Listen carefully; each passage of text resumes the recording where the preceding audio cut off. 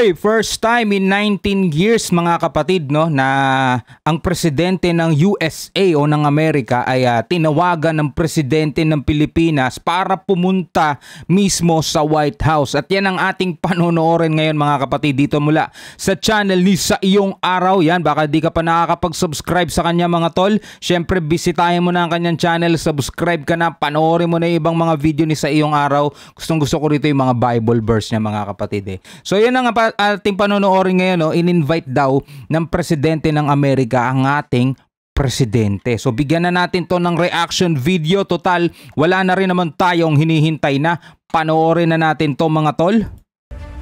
US state visit of PBBM being set June 2023.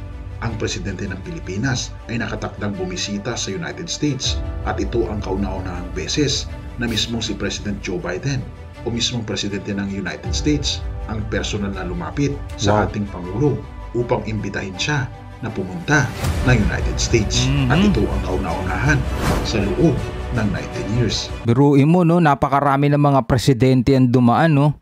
At in 19 years mga kapatid, at first time din to. Biden invites Marcos to White House, mga tol, no? Mula rito sa philstar.com. Ating pag-usapan ang plano ng dalawang presidenteng ito at bakit lahat ng pinuno ng bansa ay interesado sa ating Pangulo.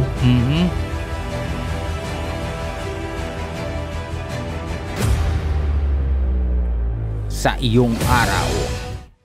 Nito lamang nakaraang araw, sa isang panayam, sinabi ni Romualdez na susubukan ng embahada na itakda ang oras sa pagbisita sa Summit for Democracy na gaganapin sa United States Capital, sa US Capital, Washington DC, na inaasahang dadaluhan ni Pangulong Bongbong Marcos.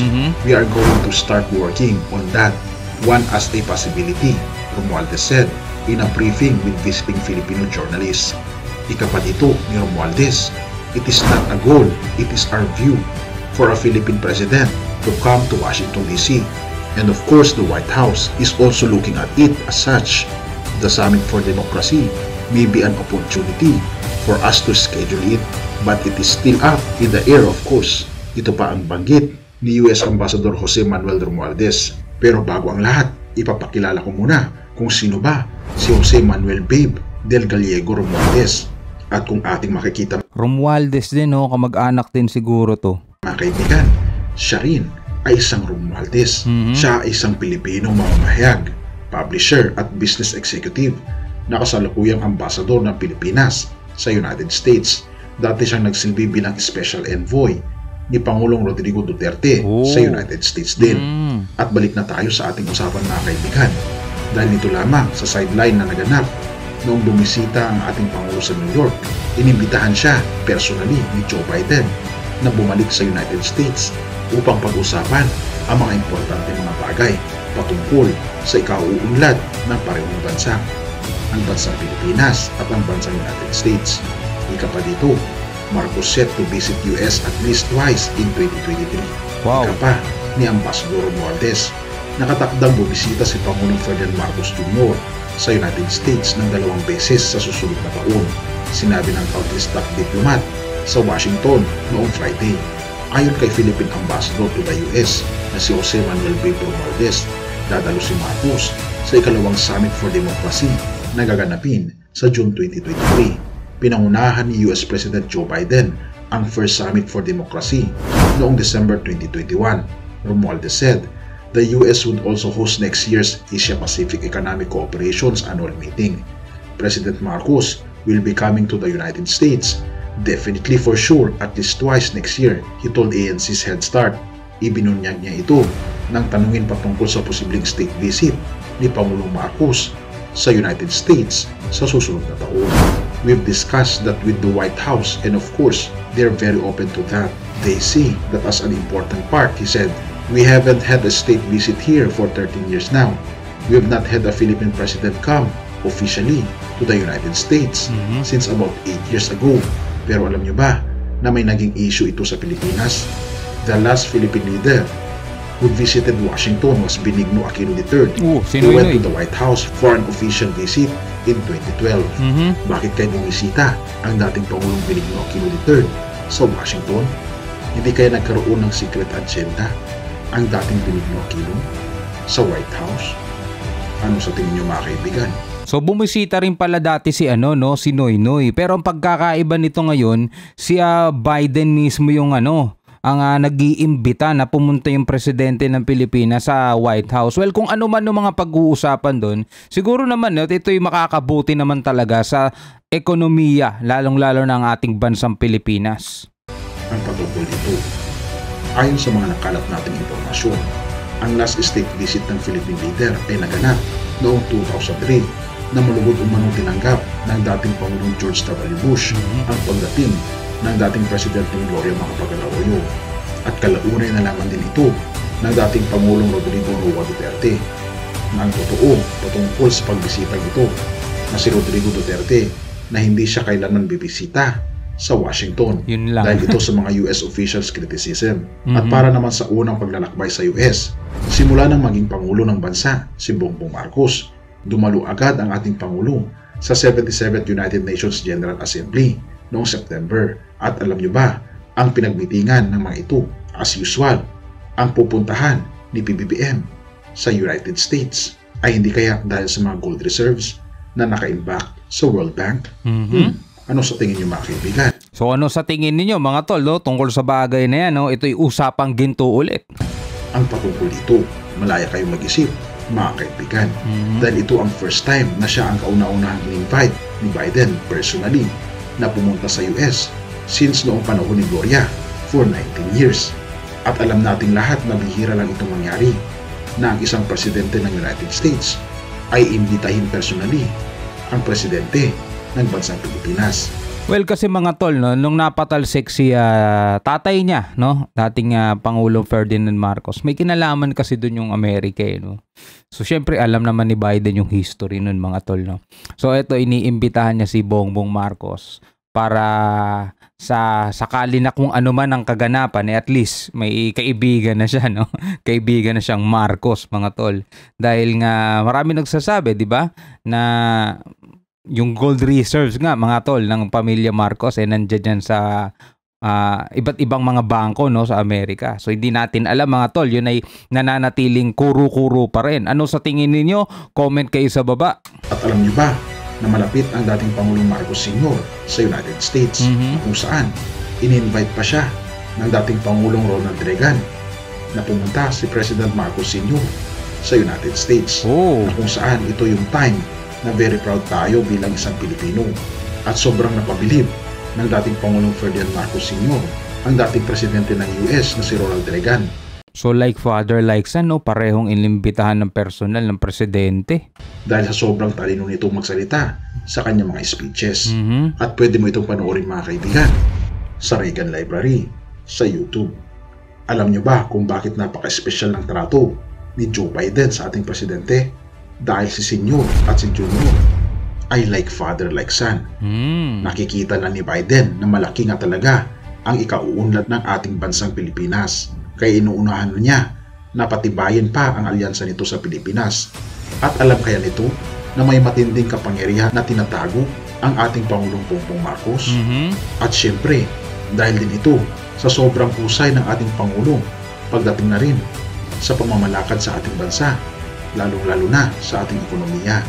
Sa mga hindi pa nakakaalam, ang gumawa ng paraan para mangyari ito ay dahil kay Ambassador Romualdez na uncle din ni BBM. Bakit kaya uncle ni PBBM ang embahada ng United States sa Pilipinas? At kung ating mapapansin mga kaibigan, basta may kinalaman sa ekonomiya at pananalapi ay talaga namang ang mga malalapit na kamag-anak ni Pangulong Bongbong Marcos ang kanyang itinatalaga dahil sila talaga ang kanyang pinagkakatiwalaan.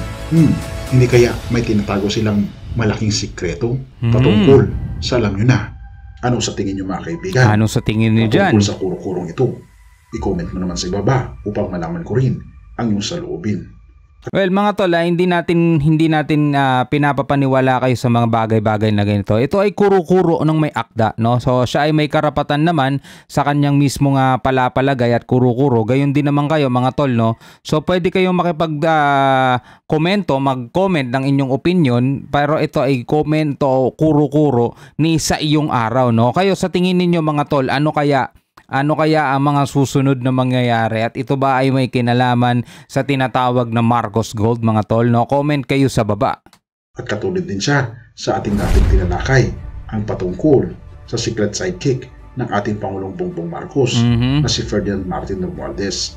Siya din ang nag-arrange ng mga lakad ng ating Pangulo. Ganon din si Ambassador Jose Manuel Romualdez na ambassador sa US na uncle din ni Pangulong Bongbong Marcos.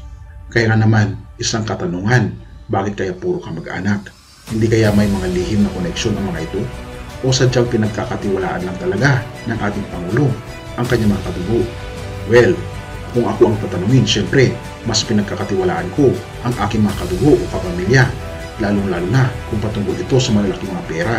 Well, not necessarily kailangan talaga ng kapamilya, no, para mapagkatiwalaan. Kasi mga tol, may mga pagkakataon na kung sino pa yung kamag-anak mo, kung sino pa yung kapamilya mo, sila pa yung huhudas sa iyo, eh. 'Di ba? May mga pagkakataong ganun, mga tol, no.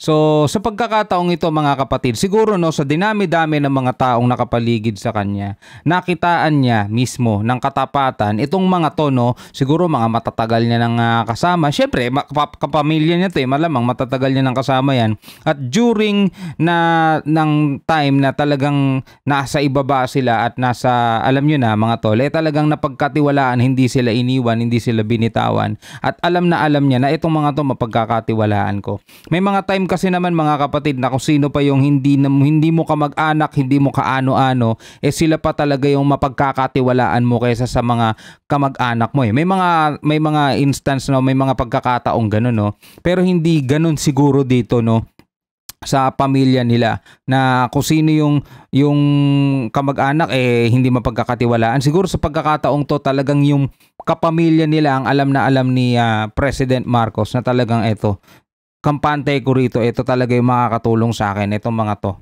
'di ba? Uncle ko to, 'di ba? So tuloy natin. At pananalapi na talaga namang sangkot sa pamilya ng ating Pangulo. Ano ang masasabi niyo, mga kaibigan, patungkol sa topikong ito at patungkol sa mga kuro-kurong ito? I-comment mo naman sa ibaba upang malaman ko rin ang iyong mga saloobin. Proverbs 3 verse 6 to 8, tumiwala ka sa Panginoon ng buong puso mo. Good. At huwag kang manalig sa iyong sariling kaunawaan. Yes. Kilalanin mo siya sa lahat ng iyong mga lakad at kanyang ituturo ang iyong mga landas. Huwag kang magpakapantas sa iyong sariling mga mata. Matakot ka sa Panginoon at humiwalay ka sa kasamaan. Magiging kagalingan sa iyong pusod at utak sa iyong mga buto.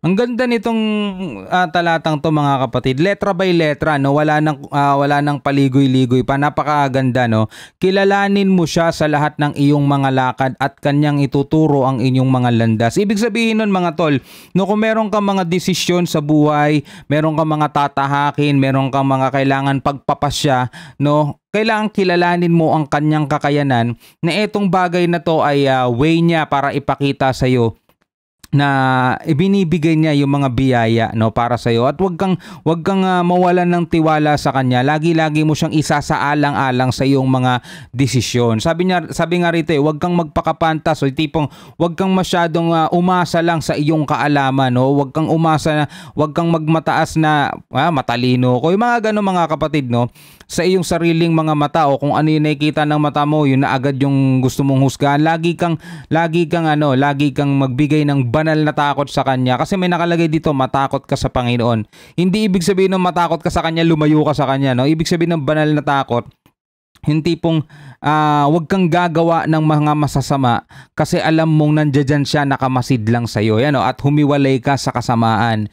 Magiging kagalingan sa iyong puso at utak sa iyong mga buto, 'di ba? Ibig sabihin, sa buong pagkatao mo, mga kapatid, hindi ka mapapano, 'di ba?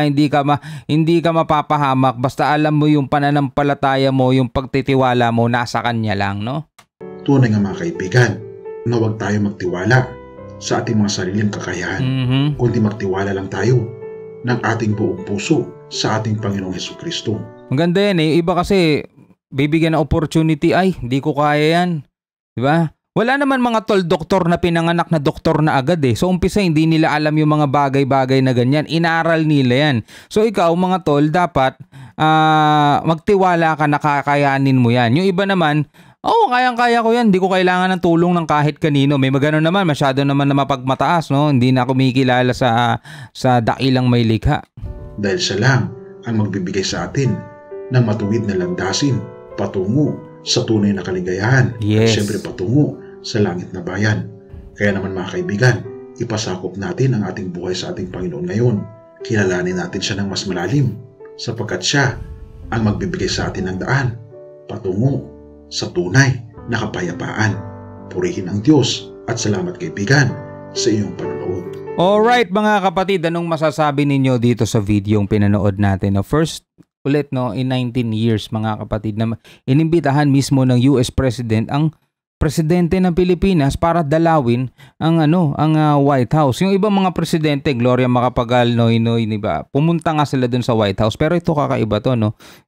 Merong imbitasyon, no? Parang kanyang tatay, mga tol, no? So like father, like son nga ba mga tol? Comment down below at syempre babasahin natin yan sa susunod nating video. Bago tayo magtapos mga kapatid, konting shoutout lang sa ating mga kaibigan na nag-comment dito sa last video na in-upload natin. Algin Recaforte, simulan na natin idol habang mainit-init pa dito sa Qatar. Blessed Sunday mga tol, yun no? Happy viewing sa inyong lahat mga kapatid. Yan, random video, shoutout sa'yo. Idol Shobal D, please react to 10 signs na matalino ang isang tao. Sige, hanapin natin yan kapatid. Sabrex, yan. Shoutout sa'yo. Michael Farinas, All About Shiva, yan. Kuya Apyong Vlog. At kay Rated R, yan. Maraming salamat sa inyo mga kapatid sa inyong patuloy na suporta at panonood hanggang sa muli. Ako nga po pala si Shobal D. Peace out.